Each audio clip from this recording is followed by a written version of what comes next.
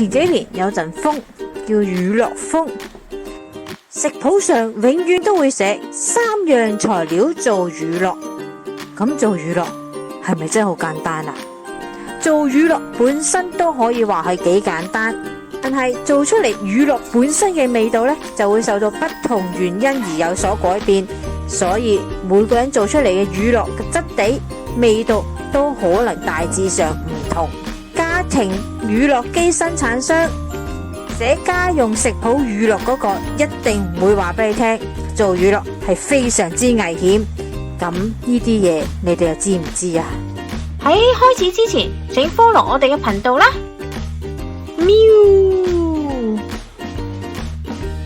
喺一集我會講下點解佢係好危險啊？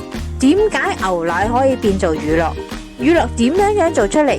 喺做乳酪之前，我哋會講一樣所有廚藝學校第一堂必講嘅科目 Danger Zone 危險區域，即係4度至到60度。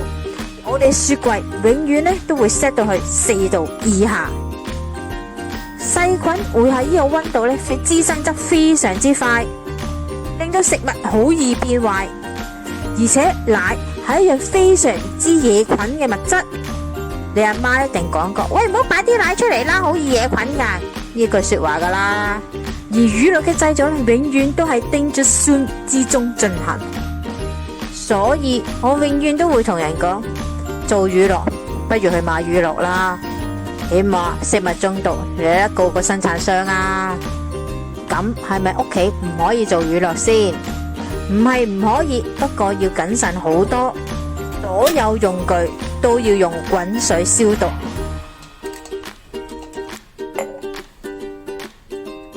確保入邊唔可以有任何嘅水分。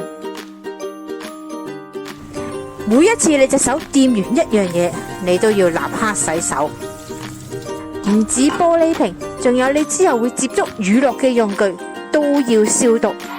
就算係咁，做出嚟嘅乳酪都唔可以俾嬰兒同埋老人家食用。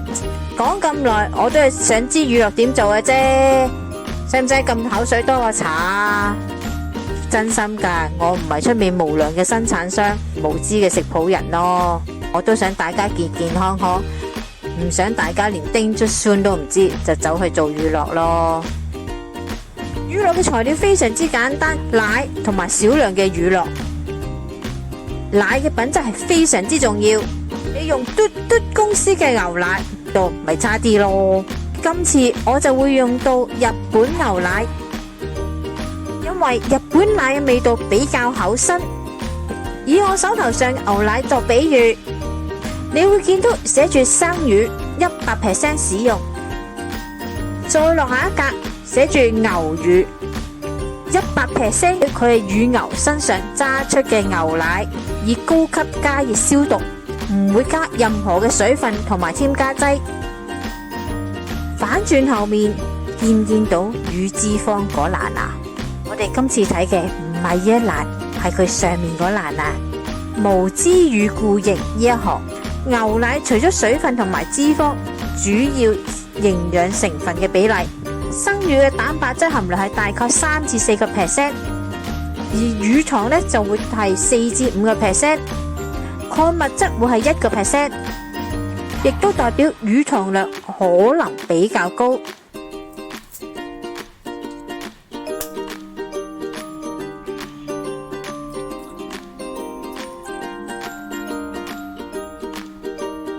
先將牛奶煮至沸騰，呢個步驟除咗殺菌之外，牛奶某部分嘅水分蒸發，會令到乳清蛋白變質。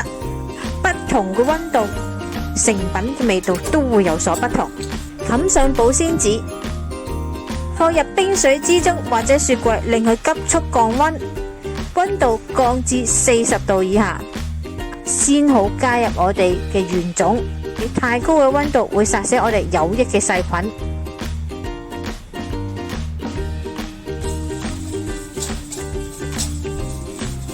倒入消毒嘅玻璃瓶之中，扭蓋，避免其他細菌嘅入侵。相同牛奶嘅份量，但係加入不同嘅原種比例，睇下做出嚟嘅份量有冇影響。放入焗爐或者慢煮盤之中，只要溫度可以 keep 住40到2個鐘頭就可以。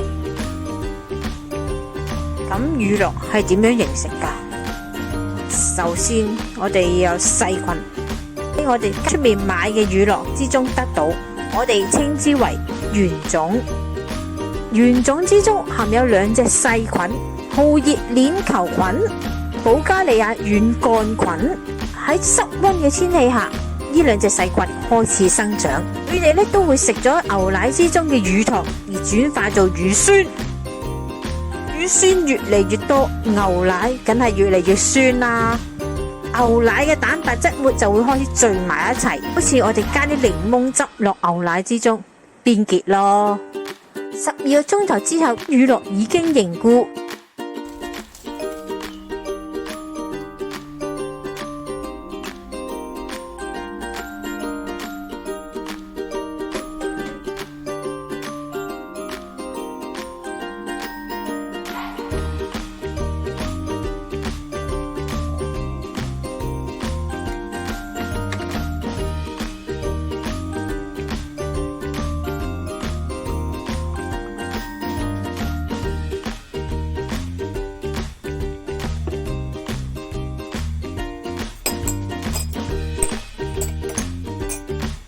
咁大家係咪諗乳酪越多一定係結呢？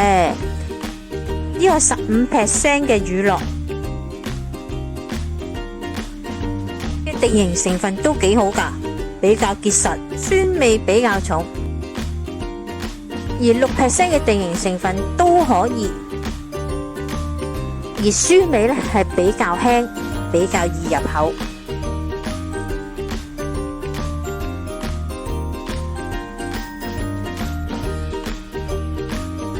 呢一個19% 嘅水牛奶，水牛奶原本嘅味係明顯減弱，